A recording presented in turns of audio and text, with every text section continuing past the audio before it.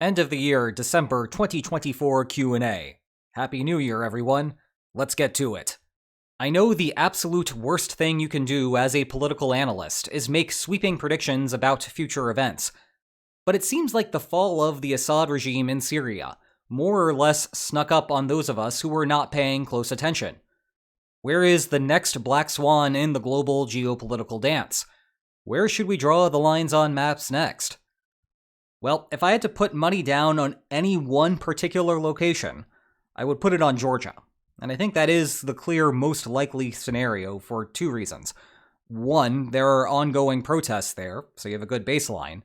And two, there's the same catalyst for more there as there was in Syria. The reason that Russia did not intervene in Syria, of course, is that there's the distraction going on in Ukraine. And while presumably Russia cares more about Georgia than it did about Syria, and thus the absence of an intervention in Syria is not proof positive that there will not be an intervention in Georgia, the very fact that there are question marks there gives all the reason for protesters to perhaps run some gambles and go and protest a little bit harder and see whether there will be that sort of intervention from Russia. And those types of question marks, again, are the things that catalyze bigger conflicts. So Georgia, I think, is the answer to this question. Now, that being the case, one of the hardest things to first comprehend when you start studying international relations is the duality of the following. One, team nothing ever happens is usually correct. And two, team nothing ever happens is never always correct over the course of an entire year.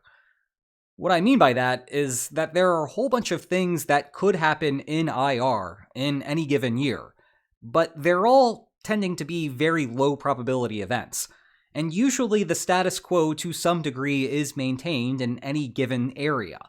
But when you have an accumulation of 100 different low probability events, maybe all of which are 1%, that's lowballing, but go with it for a second, then if you have to be asked what is going to happen in any one particular location, you should be saying nothing is going to happen. But of course, if you have 1% over 100 different possibilities, then on average, one of those things is going to happen. So applying that to what I just said here, if I had to guess whether something major would happen in Georgia, I would say that's less than 50%.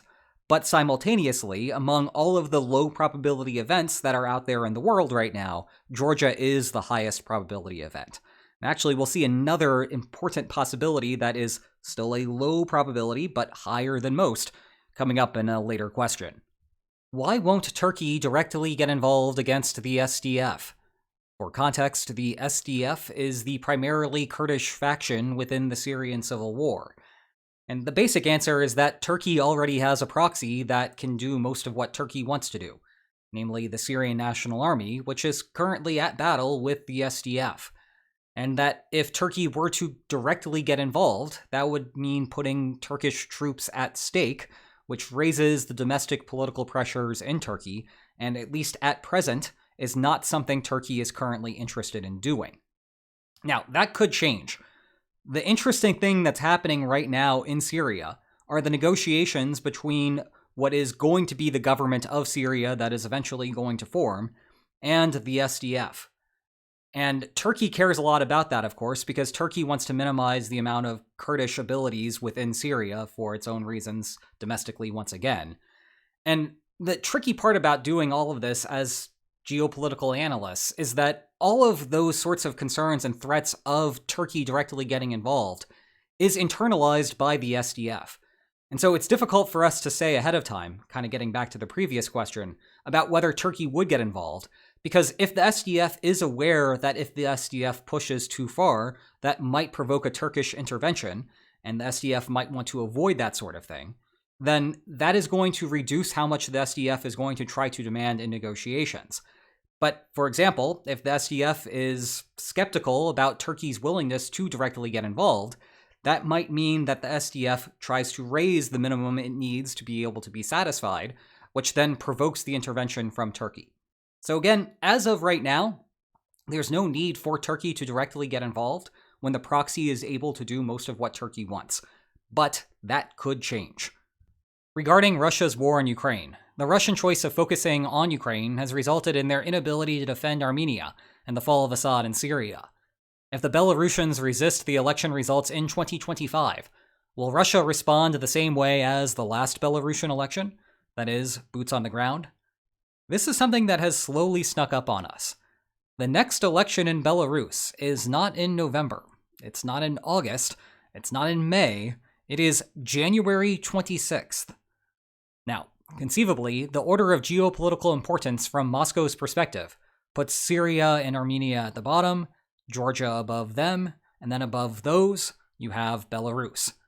So the absence of an intervention in Syria does not tell us what Russia is going to do in Belarus. And indeed, it is hard to imagine that there wouldn't be some type of intervention there should there be election protests. The million-dollar question, though, is how effective will those counter-protests be? And that being the case, the very fact that there is uncertainty there gives rise to incentives for protesters to start making moves. So this is another place to keep an eye on just within the next month or so. Do you think 2025 will be the final year of the war, or at the very least, the turning point for both sides? Which side is more favorable to endure it? Well, that second question has the standard problem of, if I knew the answer to it, then everyone involved in the war would know the answer to it, and the war would have resolved itself by now. So I can't provide very good insight on that second bit. I can say something more helpful for the first bit.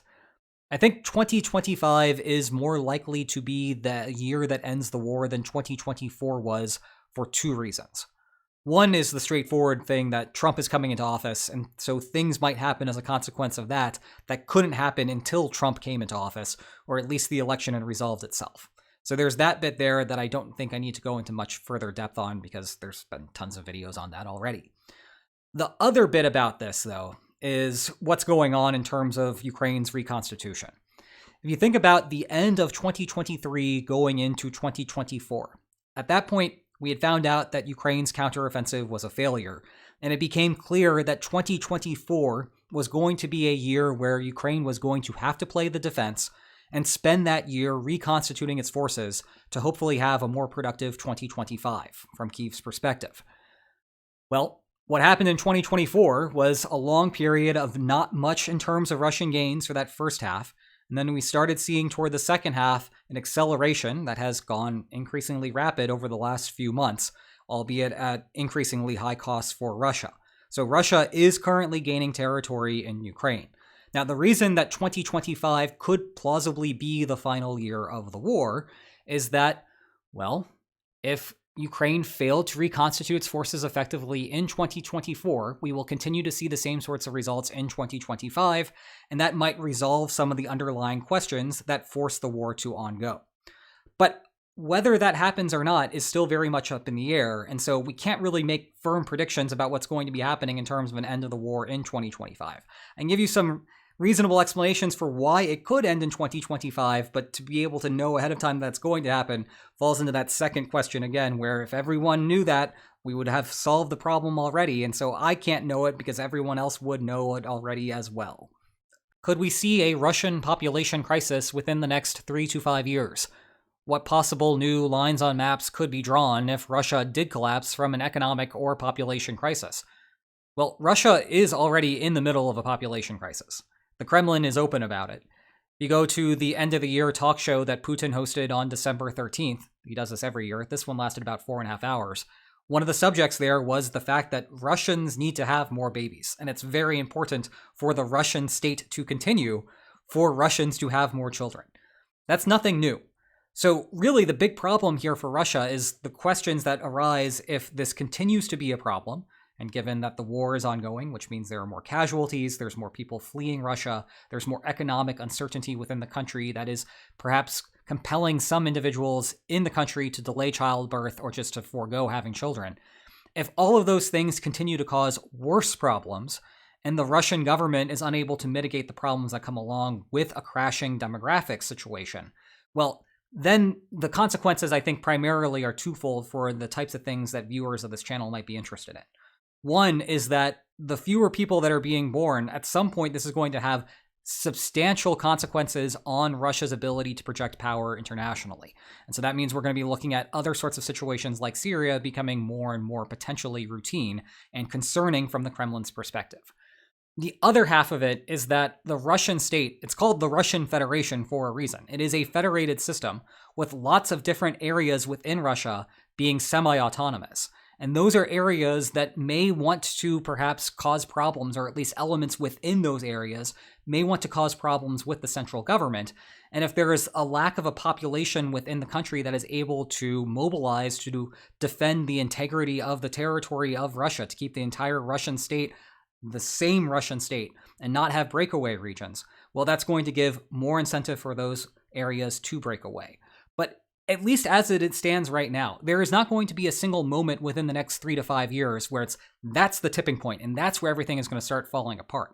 There is consistently a risk that is going to persist over the next 3 to 5 years and probably a little bit further beyond that too, again, unless something major changes with demographics, where the Russian government is going to have this going on, not in the back of their heads, but in the active forefront of their minds, and having to think about weighing the sorts of risks and trade-offs associated with taking policies that perhaps cause further problems with those demographics, like the Ukraine war, versus taking more conservative policies that are going to be looking more inward to try to resolve those sorts of problems.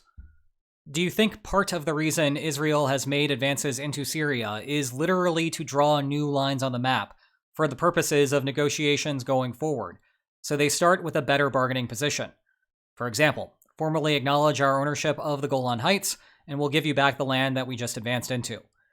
Yes, I think if we just emphasize that first bit of the question, that's part of the reason. Yes, there are clear strategic reasons why Israel has done that as well, but there is a historical analog to what went on between Egypt and Israel with the Camp David Accords and Israel's capture of the Sinai Peninsula, and then reversion of the Sinai Peninsula back to Egypt, that I think we could draw an interesting geopolitical parallel to, and may in fact be something I do a video on soon. What are the odds that nuclear war happens within the next 5 years?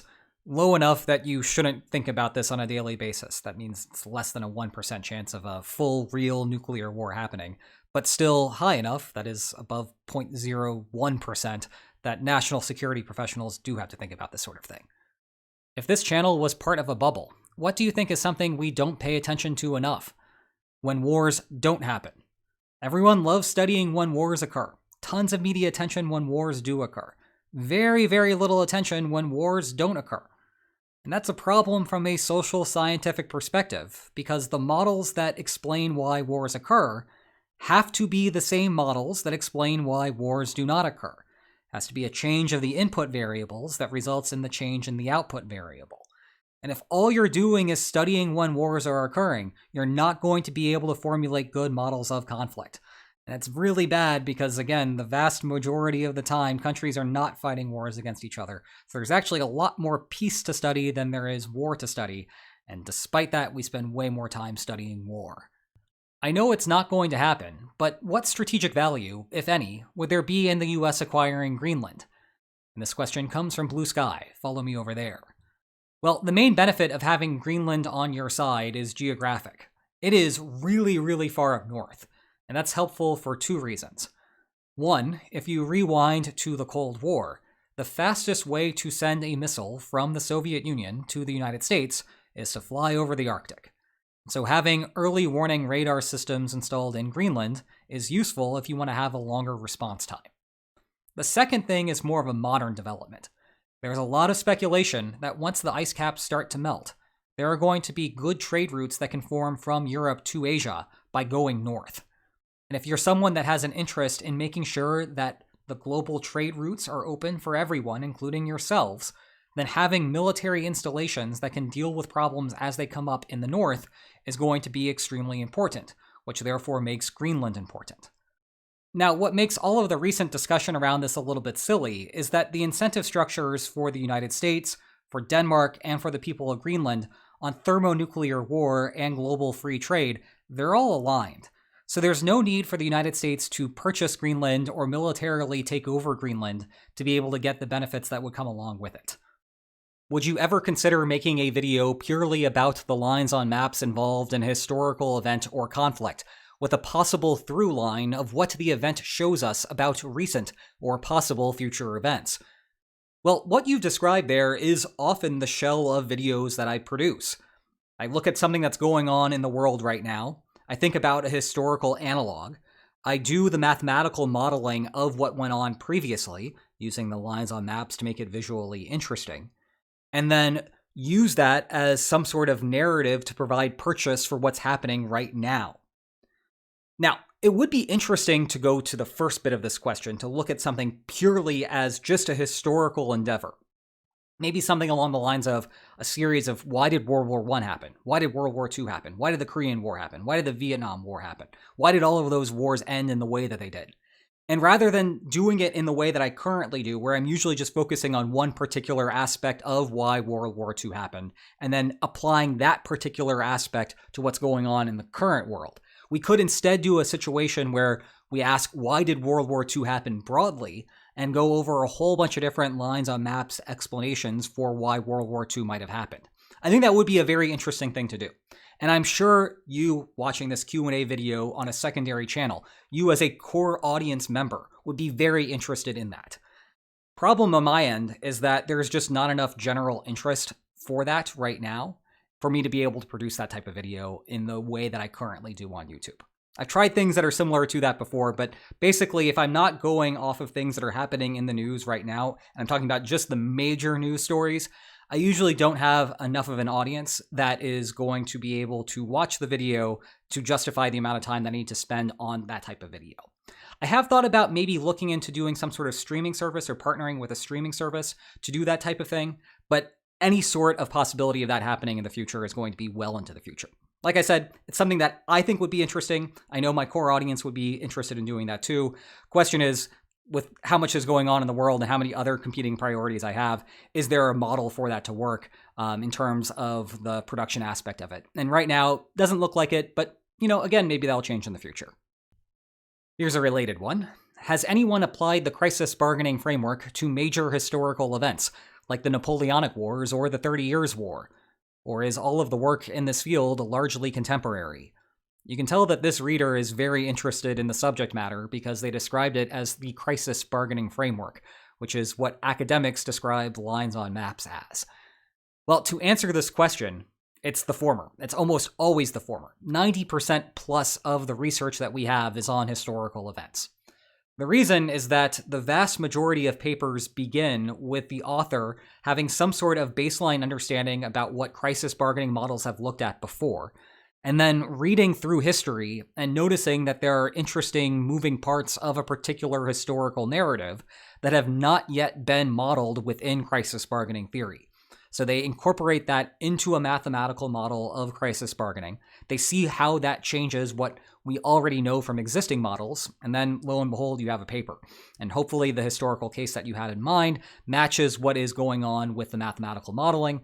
And hopefully in addition to that, you can find other cases that maybe you weren't thinking about originally when you first sat down to write that paper and write down that mathematical model, that the model is providing some sort of illuminating information to.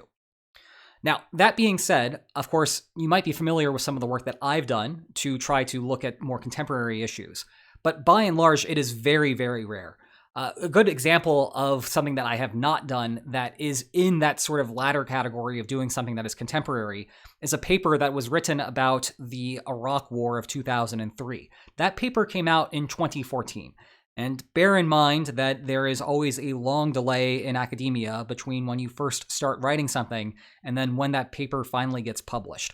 So it's plausible to think that maybe that paper started in 2009 in terms of when the authors first started writing it. But that means that you have a 6-year gap between when the second Gulf War began, the Iraq War in 2003, and when that paper started to be worked on. So that's a very interesting paper because it's doing the type of thing that we see in these sorts of videos in a more accelerated time span, at least in the realm of academia. But yeah, like I said, almost all of the work that we do is looking at historical events and then thinking back on it. And what I've been trying to do a lot with these channels is to think about how our frameworks, our crisis bargaining theory, applies to what's going on in a way that's going to get to you, the viewer and the reader, a little bit more rapidly. So again, 90% plus in that former category. How frustrating is it to understand geopolitics much, much better than your fellow Americans? It isn't. My job is to study geopolitics. I get to spend a lot of time thinking about it and then talking about it afterward and sharing what I know with you. I don't find that frustrating. I think it's a privilege. What do you think can be the biggest geopolitical surprise of 2025? Well, getting at the general theme of this video, in the Q&A call that I put in, the comment below this basically says that there isn't a good answer to this, because if it is obvious what the biggest surprise is going to be, then we would know ahead of time and we wouldn't be able to say it's going to be a surprise. And that just hits at all of the main themes of this video that I love so much, and it's great to see that type of comment in the comments, because it means that we're all getting on the same page about how this sort of thing works. And it's okay to be uncertain about what's going to happen, and that's sort of the interesting appeal of following this type of stuff in the news. How strong are your S sounds in daily speak as compared to some sort of average? Well, I spend a lot of time in my everyday life talking to people who are not native English speakers. And if you want to communicate clearly and you don't want to spend a lot of time repeating yourself, it turns out the best way to do it is to enunciate every single syllable of every single word, including the classic S sounds. So in terms of my everyday life, I do oftentimes speak very similar to how I am talking on YouTube. There are other times, though, where I'm talking to friends that I've known for decades and who are native English speakers, where I'm not going to be as clear with every single syllable. So it's bimodal. Sometimes I'm speaking very similar to how I sound on YouTube. Other times it's very, very different. Where do babies come from? Well, you see, when two lines love each other very much. And to choose the worst possible follow-up question, I know there is a substantive disagreement between my wife and me. The love in our relationship is gone. My condolences. But what is the bargaining friction that leads her to file for divorce? Usually in that sort of thing, it's private benefits. There is a lot of added utility that comes with breaking the bargaining relationship and going on dates with that hot new thing. Outside of lines on maps videos and your professional academic alter ego, do you have any interests and hobbies? Basically video games and sports, and I don't really have much time for much beyond that. Is Die Hard a Christmas movie? Unequivocally, yes, but you're not asking the real question, which is, why didn't Bruce Willis and the antagonists simply think through what the expected outcome of their conflict was, and then implement that without having to pay any of the costs in the meantime?